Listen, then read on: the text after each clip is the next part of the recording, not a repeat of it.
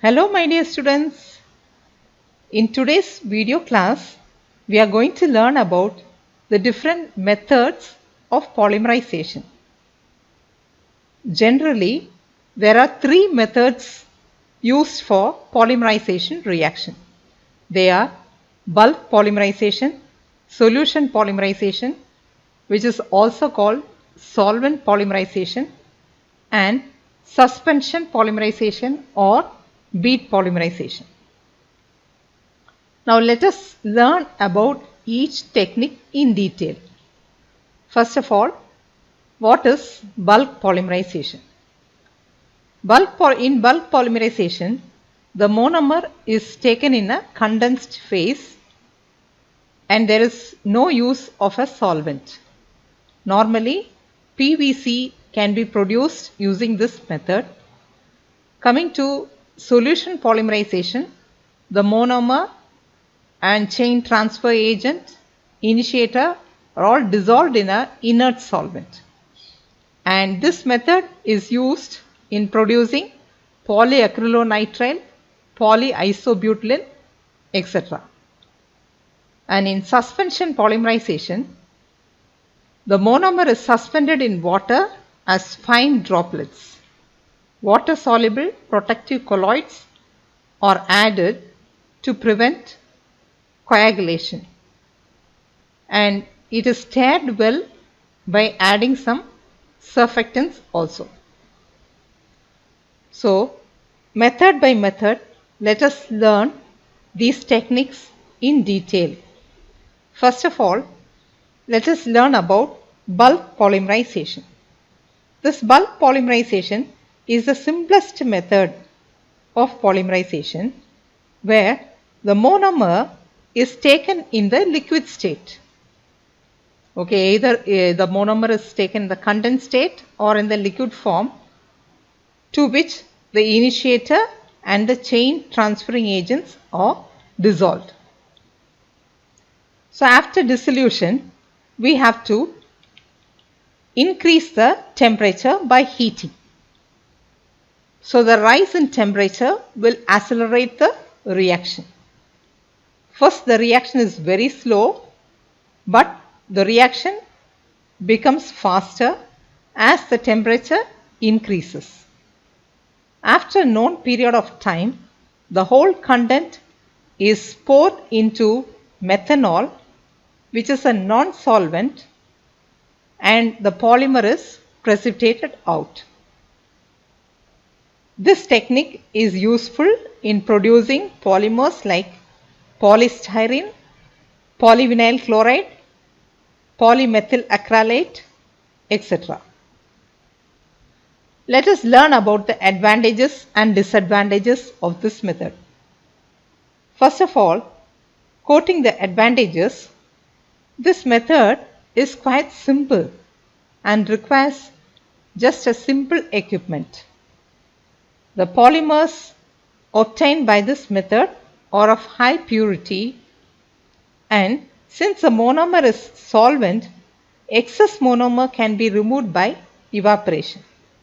And the polymer which is obtained by this method has high optical clarity. Coming to the disadvantages of this method, during polymerization, as the viscosity increases with increase in temperature, mixing and control of heat is difficult. Moreover, the reaction that is taking place in bulk polymerization is highly exothermic, which means there is evolution of heat. Next, let us learn about the applications of bulk polymerization method. The polymers obtained by this method are used in casting formulations. So all these are cast or molded products. Then the low molecular weight polymers obtained by this method are used as adhesives, plasticizers, and lubricant additives. So that's all about bulk polymerization.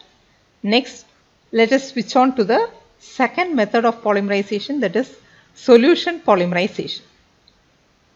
In solution polymerization, actually the contents are taken in a flask. First we need a inert solvent. Okay, this inert solvent is taken in the flask, to which the monomer, then the initiator, and then the chain transfer agent. All these are added. So, okay, what are the contents we are taking?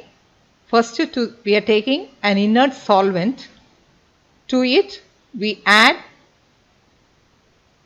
the monomer, then we add the initiator, then the chain transfer agent.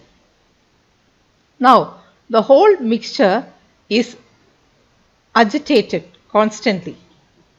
Okay. This agitation enhances the reaction to take place. After a required time, the polymer produced is precipitated by pouring it in a suitable non-solvent. And using this method, we can produce polymers like polyacrylic acid, polyisobutylene, and polyacrylonitrile. Let us learn about the advantages of solution polymerization technique. Here, controlling the heat is easy, unlike bulk polymerization, and viscosity buildup is also negligible. Then the mixture can be agitated easily.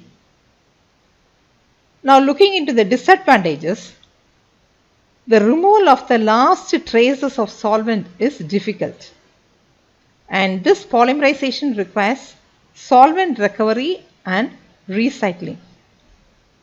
It is difficult to get very high molecular weight polymer, and also the polymer formed by this method must be isolated from the solution either by evaporation of the solvent or by precipitation in a non-solvent.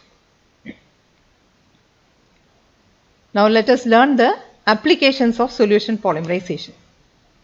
Since the polymer obtained by the solution polymerization is in the solution form, it can be directly used as adhesives, and also it can be used as coatings.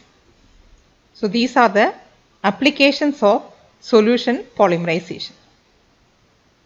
Now next let us look into suspension polymerization. In suspension polymerization, we are using only this technique can be used only for water insoluble monomers. Okay, so at the end of the polymerization, we are getting the polymer in the form of beads or pearls. Hence, this polymerization is also called as a bead polymerization or pearl polymerization. Here, the water insoluble monomer is suspended in water. The water insoluble monomer is suspended in water as a tiny droplet, and then the initiator is also dissolved in it by continuous agitation. Now the suspension or the droplets can undergo coagulation. So to prevent this coagulation, we have to add some suspending agents like polyvinyl acetate or gelatin or methyl cellulose. Now the whole content in the flask is heated at constant temperature with vigorous stirring or agitation in a thermostat and also in nitrogen atmosphere. At the end of 8 hours, pearl-like polymers are obtained, which can be filtered, washed with water, and can be collected. The highlight of this method is we can prepare polymethyl methacrylates using this method, and this polymethyl methacrylate is a raw material used for making artificial teeth. Now coming to the advantages of the suspension polymerization, since water is used as a solvent, The process is very economic and the products obtained are highly pure. Isolation of the product is easy and there is efficient heat control also. The viscosity buildup of the polymer is also negligible. When we look into the disadvantages, this method is applicable only for water insoluble monomers and the control of particle size is also difficult. Then coming to the applications, the polystyrene beads are used in ion exchangers and this technique can also be employed in heterogeneous systems. Thank you for watching.